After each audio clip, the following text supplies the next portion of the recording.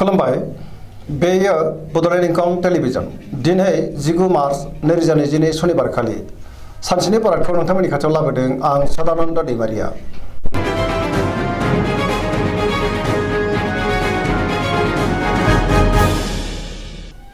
सिगां फरायनो लादों मेष राशि गिबि हांखो अ ल। दिनैनि साना जोबोर मोजां, गुबुनजों अनजागोन आरो बयजोंबो अनसायजागोन। न'खराव अनलायनाय फैगोन, समाजाव गोबां मान मोनगोन, जेरावबो देरहासार जानो हागोन। मावनो लानाय खामानिखौ थि समावनो आरो गोरलैयैनो मावफुंनोबो हागोन। गोसोखौ दिनै जोबोर गोजोननाय मोनगोन, देहाया मोजाङै थागोन। अब्लाबो नाथाय जानाय लोंनायाव सांग्रां जानांगोन। बयनिफ्रायबो मोजां खौरां फैनो हागौ। रांखावरियाव दिनै जोबोर मोजां, गोबां धोन आरजिनो हागोन। बेफार फालांगियावबो जोबोर मोजां मुलाम्फा मोनगोन। सोरबा लोगोनि हेफाजाब मोनगोन। न'खराव बिसि फिसायनि गेजेराव अनलायनाय फैगोन, बिदा फंबायजों मोजां सोमोन्दो थागोन। बिमा बिफानि अननाय आरो बोरखौ दिनै मोननो हागोन। बहाबा थांनांगौब्ला दिनै जोबोर मोजां आरो मोजाङैनो हान्थिनोबो हागोन। गुबुननि गोसोखौ गोरलैयैनो बोनो हागोन, गोसोनि बोलोआ बांगोन। समाजावबो दिनै गोबां मान मोननो हागोन। लाइमोनफोरा मोजां खौरां मोनगोन, गुबुनजों मोजां सोमोन्दो लाखिनो रोंगोन। गोसोआ दिनै जोबोर रमान्टिक जागोन आरो गावबा गावनि गोसोनि साननायखौ फोरमायलायनोबो हागोन। पजिटिभ एनार्जिनि गोहोम गोग्लैगोन।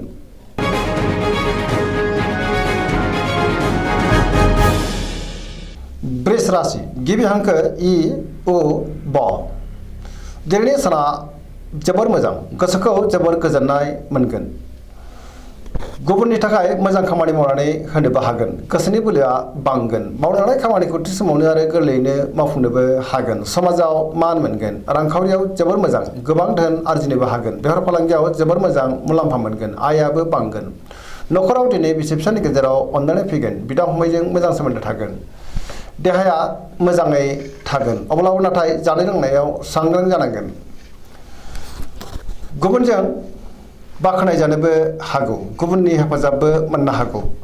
सोरबा लोगोनि हेफाजाब थोजासे मोनगोन। गोसोनि साननाय आरो लुबैनाया मोगथाङाव जाफुंगोन। गोसोनि बोलोआ बांगोन। पजिटिभ एनार्जिनि गोहोम गोग्लैगोन। सरासनस्रायै दिनै साना जोबोर मोजां आरो मोजाङैनो बारग'लांगोन।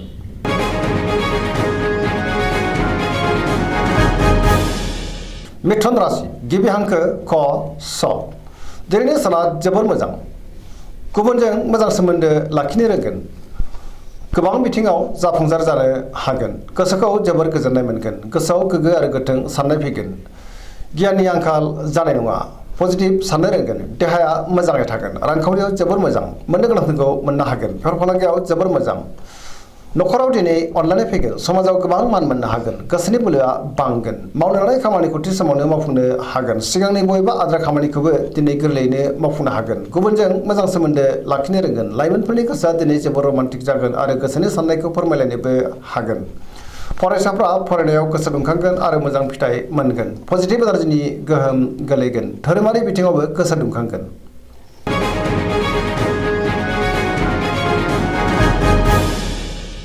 कर्कट राशि गिबि हांखो ड ड ह। दिनैनि साना जोबोर मोजां, गोसोखौ जोबोर गोजोननाय मोनगोन। सोरबा लोगोजों बाख्नाय जानो हागौ। गोसोनि साननायफ्रा जाफुंगोन। गोसोआव पजिटिभ साननाय फैगोन। मावनो लानाय खामानिखौ थि समावनो आरो गोरलैयैनो मावफुंनोबो हागोन। रांखावरियाव जोबोर मोजां, गोबां धोन आरजिनो हागोन। बेफार फालांगियाव जोबोर मोजां मुलाम्फा मोनगोन, आयाबो बांगोन। न'खराव दिनै बिसि फिसायनि गेजेराव अनलायनाय फैगोन। देहाया मोजाङैनो थागोन। नाथाय अब्लाबो जानाय लोंनायाव सांग्रां जानांगोन। गोसोखौ जोबोर खुसि मोनगोन। गुबुननि हेफाजाब मोननो हागोन आरो गुबुनखौ गावबो हेफाजाब होनो हागोन। गोबां बिथिङावनो जाफुंसारगोन। लाइमोनफोरनि गोसोआ दिनै जोबोर खुसि जागोन आरो बहानिफ्रायबा मोजां खौरां फैनोबो हागौ। पजिटिभ एनार्जिनि गोहोमबो गोग्लैगोन।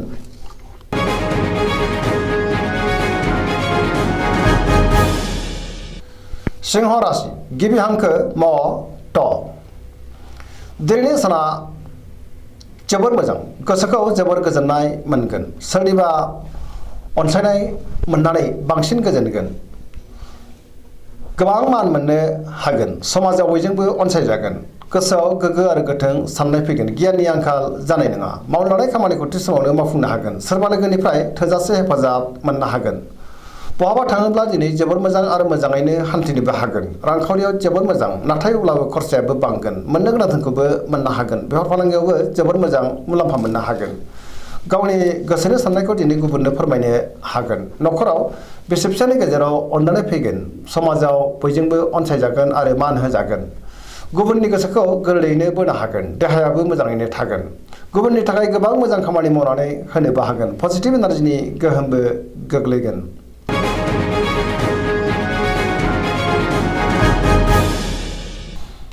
कन्या राशि गिबि हांखो प ट। दिनैनि साना जोबोर मोजां।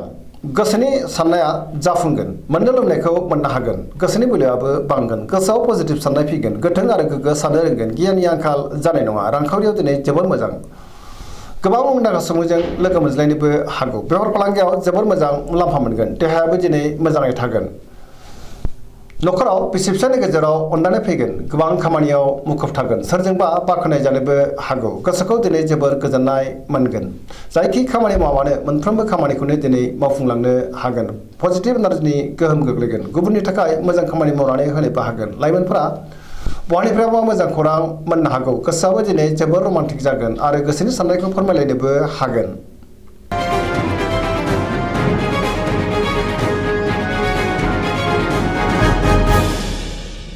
तुला राशि गिबि हांखो र ट।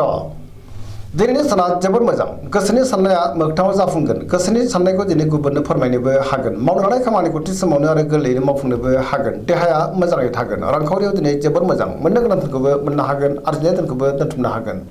न'खराव बिसि फिसायनि गेजेराव अनलायनाय फैगोन। बिदा फंबायजों मोजां सोमोन्दो थागोन।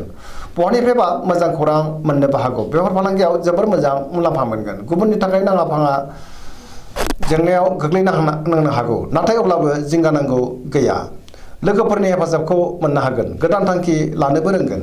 सेंग्रा सिख्लाफ्रा गावबा गावनि गोसोनि साननायखौ फोरमायलायनो हागोन आरो गोसोआ दिनै जोबोर रमान्टिक जागोन। पजिटिभ एनार्जिनि गोहोमबो गोग्लैगोन।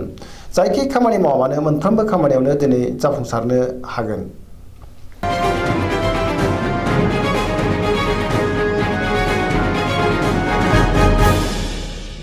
वृश्चिक राशि गिबि हांखो न स। दिनैनि साना जोबोर मोजां। गोबां बिथिङावनो जाफुंसार जानो हागोन। गुबुनजों मान होजागोन आरो मान मोननो हागोन। सोरजोंबा बाख्नाय जानोबो हागौ। गोसोखौ दिनै जोबोर गोजोननाय मोनगोन। समाजाव लोगो लेवा बांगोन। सोरबा गोजाम लोगोजों बहाबा लोगो मोनज्लायनोबो हागौ। बबेबा सुबुं गमायाव बाहागो लानो खाबु मोनगोन। गोसोआव गोग्गो आरो गोथों साननाय फैगोन। गियाननि आंखाल जानाय नङा। मावनो लानाय खामानिखौ थि समावनो आरो गोरलैयैनो मावफुंनोबो हागोन। गुबुननिफ्राय थोजासे हेफाजाब मोनगोन। मोनफ्रोमबो खामानिखौनो दिनै मावफुंलांनो हागोन। बहाबा थाङोब्ला दिनै जोबोर मोजां आरो मोजाङैनो हान्थिनोबो हागोन। गोसोनि बोलोआ बांगोन। समाजावबो दिनै गोबां मान मोनगोन।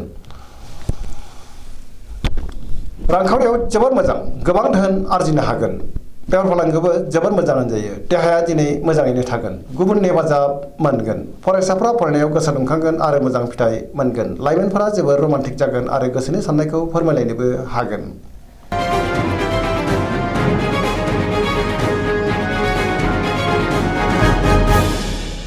धनु राशि गिबि हांखो ढ फ भ। दिनैनि साना जोबोर मोजां। बयजोंबो गोरोबनो रोंगोन। गोसोआव गोग्गो आरो गोथों साननाय फैगोन। मावनो लानाय खामानिखौ थि समावनो आरो गोरलैयैनो मावफुंनोबो हागोन। गोसोनि साननाया मोगथाङाव जाफुंगोन। रांखावरियाव दिनै जोबोर मोजां। गोबां धोन आरजिनो हागोन आरो मोननो गोनां धोनखौ मोननो हागोन। अब्लाबो नाथाय खरसायाबो बांगोन। बेफार फालांगियाव जोबोर मोजां मुलाम्फा मोनगोन। समाजाव दिनै गोबां मान मोननो हागोन। देहाया मोजाङै थागोन। न'खराव बिसि फिसायनि गेजेराव अनलायनाय फैगोन। बिदा फंबायनि हेफाजाबखौ थोजासे मोनगोन। बहाबा थांनांगौब्ला दिनै जोबोर मोजां आरो मोजाङैनो हान्थिनोबो हागोन। पजिटिभ एनार्जिनि गोहोम गोग्लैगोन। लाइमोनफोरा दिनै जोबोर रमान्टिक जागोन आरो गोसोनि साननायखौ फोरमायलायनो हागोन।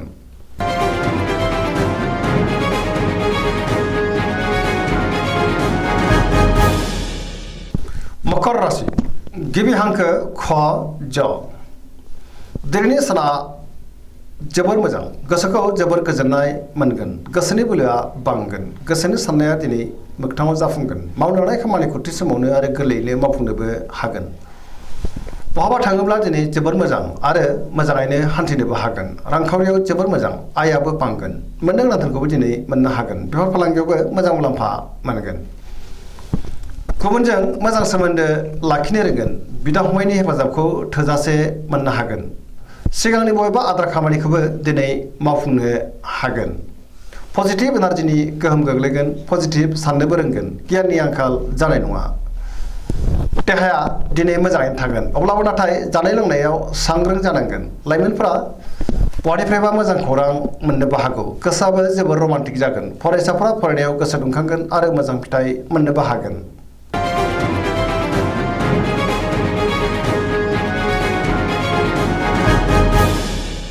कुम्भ राशि गिबि हांखो ग स स दिनैनि साना जोबोर मोजां बयजोंबो मोजां सोमोन्दो लाखिनो रोंगोन माबा नङा माबा मोनसे मोजां खौरां मोननो हागौ गोसोआव पजिटिभ साननाय फैगोन गोथों आरो गोग्गो साननो रोंगोन गियाननि आंखाल जानाय नङा मावनो लानाय खामानिखौ थि समावनो आरो गोरलैयैनो मावफुंनोबो हागोन बहानिफ्रायबा मोजां खौरां फैनोबो हागौ समाजाव दिनै गोबां मान मोननो हागोन गोबां मुंदांखा सुबुंजों लोगो मोनज्लायनोबो हागौ रांखावरियाव जोबोर मोजां गोबां धोन आरजिनोबो हागोन बेफार फालांगियाव जोबोर मोजां मुलाम्फा मोनगोन देहायाबो दिनै मोजाङैनो थागोन नखराव बिसि फिसायनि गेजेराव अननानै फैगोन गुबुननि हेफाजाबखौ मोनगोन बिमा बिफानि अननाय आरो बोर मोननो हागोन बहाबा दावबायहैनो खाबुबो मोननो हागोन पजिटिभ एनार्जिनि गोहोमबो गोग्लैगोन जायखि खामानि मावानो मोनफ्रोमबो खामानियावनो दिनै जाफुंसार जानो हागोन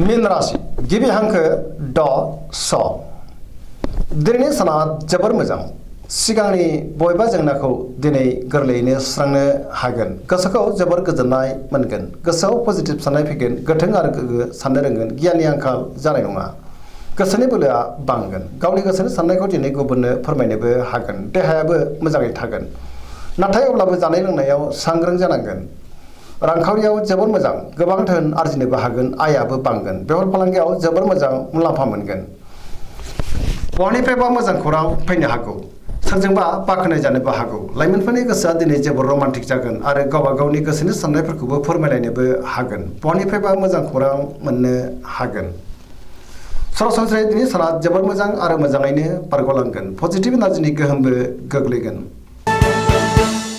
दिनैनि राशि फरायनाया एसेनोसै जोबनायाव बेखौनो खावलायो जाहाथे नोंथांमोना सानफ्रामबो जोंनि बे बड'लेण्ड इंखं टेलिभिजनखौ नायबाय थायो आरो साबस्क्राइब खालामो लोगोसे लाइक खालामो आरो शेयार खालामो एसेनोसै गोजोन्थों